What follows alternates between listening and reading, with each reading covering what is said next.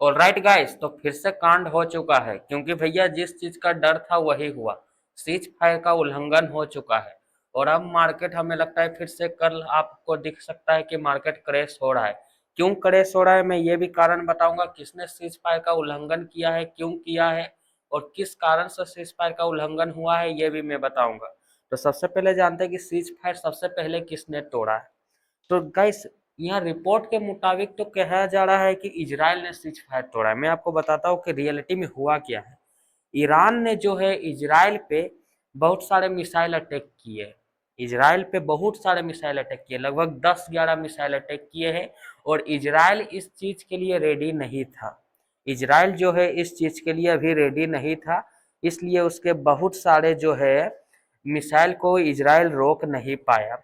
Israel रोक नहीं पाया जिसके कारण से बहुत सारे मिसाइल इजराइल पे गिरे हैं और इस चीज को लेके ईरान में भी खुशियां बनाई जा रही है। मैं आपको कुछ वीडियो क्लिप दिखा देता हूँ जिसमें कि आप क्लियरली देख सकते हैं कि ईरान के लोग कह रहे हैं कि इजराइल पे बम मारो। क्यों मारो? कि जिस तरह उसने हमारे सुप्रीम लीडर खमनोई को मारा है उसी टाइप में इजराइल के भी सुप्रीम लीडर को मारो। ये बात ईरान पे बहुत जोरों से चल रहा है कि इजराइल पे बम मारो। अब बात करते हैं कि सीज फायर का उल्लंघन पहले किसने किया है। तो कुछ रिपोर्ट के मुताबिक मैं ये बात कह रहा हूँ, कंफर्म नहीं है लेकिन रिपोर्ट में बहुत सारे ऐसे है। मैंने बहुत सारे आर्टिकल पढ़ा, मैं आपको आर्टिकल का लिंक लगा दूंगा और आर्टिकल का स्क्रीनशॉट भी मैं आपको दिखा दे रहा हूँ स्क्रीन पे। इजराइल ने लेबनान के हिजबुल्ला पर टारगेट स्ट्राइक किया है। मतलब इसने हिजबुल्ला पे बहुत सारे एयर स्ट्राइक इजराइल ने पहले किया है। इजराइल के इस जवाबी कार्रवाई के कारण इजराइल ने जो ये कार्रवाई, जवाबी कार्रवाई नहीं, इजराइल ने जो ये कार्रवाई किया है इससे इसके कारण ईरान को लगा कि ये सीज फायर का उल्लंघन है और उसने कन्फर्मली कहा कि ये सीज फायर का उल्लंघन है और इसके जवाबी में ईरान ने इजराइल पे 10-11 मिसाइल अटैक कर दिए और बहुत सारे मिसाइल जो है वो सही में इजराइल पे गिरे हैं क्योंकि इजराइल इसके लिए रेडी नहीं था। लेकिन भैया अमेरिका रेडी था। अमेरिका ने पहले भी कहा था कि भैया वहां से निकलो क्योंकि ईरान का जो सेना है आईआरजीसी वो इसके लिए कुछ बड़ा प्लान कर रही है।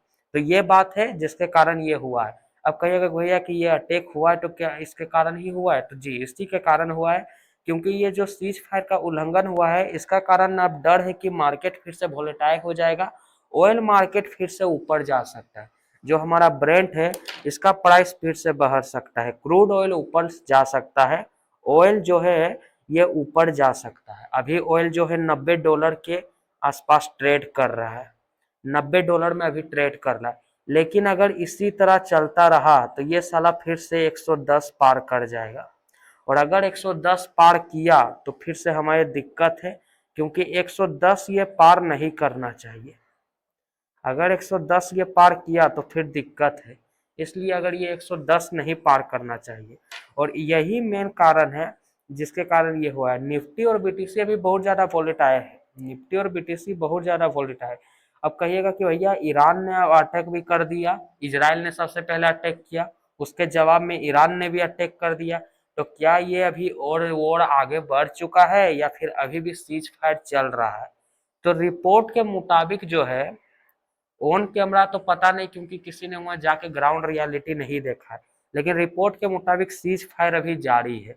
ये जो सीज फायर है अभी जारी है, कोई बहुत बड़ा वॉर चालू नहीं हुआ है। मैं आपको कह देता हूँ सीज फायर अभी जारी है, ये मैं कह दे रहा हूँ। ठीक है, यही रियलिटी है, ग्राउंड रियलिटी जो है सबसे इंपॉर्टेंट है। सीज फायर टेक्निकली जिंदा है, टेक्निकली जिंदा है, फंडामेंटल का पता नहीं कि जिंदा है कि नहीं भैया। अब इसमें जो यूएस है इसने भी चाल खेल दिया है सारा।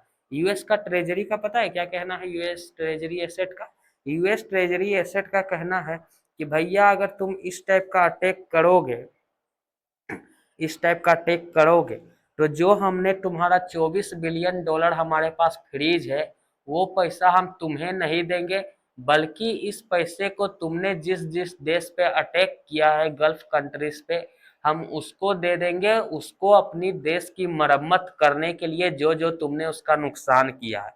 तो सीधा सीधी बोला जाए तो गल्फ कंट्री का मतलब क्या आता है गाइस? मुंह पे यूएसए ने, अमेरिका ने नहीं कहा है कि मैं इस पैसे को इजराइल को दूंगा।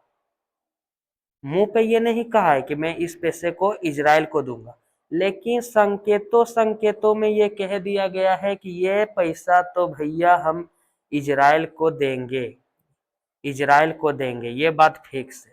ठीक है, तो ये एक टाइप का धमकी है। अब आगे क्या होता है देखिए, इसमें सबसे ज्यादा फायदा जो है ना गाइस इस वॉर के कारण अमेरिका का ही है, मैं आपको बता देता हूँ। क्योंकि उसका डॉलर साला बिक रहा है, ऑयल बिक रहा है जो उसने हथियाया है। तो ट्रम्प का नुकसान कहाँ है, उसका मार्केट ऊपर जा रहा है। अभी तो 2 दिन से क्रैश कर रहा है यूएस मार्केट भी। तो रियलिटी यही है कि ये जो सीज फायर का है एक उल्लंघन तो हुआ है भाई, ये तो कन्फर्म है।